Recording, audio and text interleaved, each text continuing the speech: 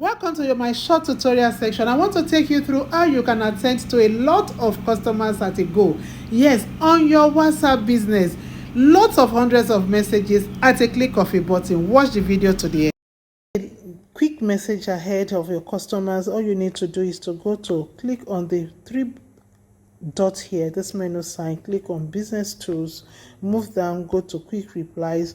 This is where you're going to prepare the messages ahead so that whenever your customers need it, you can click on the plus sign. Maybe you want to prepare ahead your bank statement. You can just write bank statement details there, bank statement details, or bank account details. Bank account details, then you put your bank details, online call, remedy, blah blah blah, any bank, and save.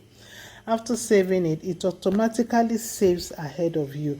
Then whenever a customer just pops into your DM and you want to quickly give them their details, you just click on this clip sign.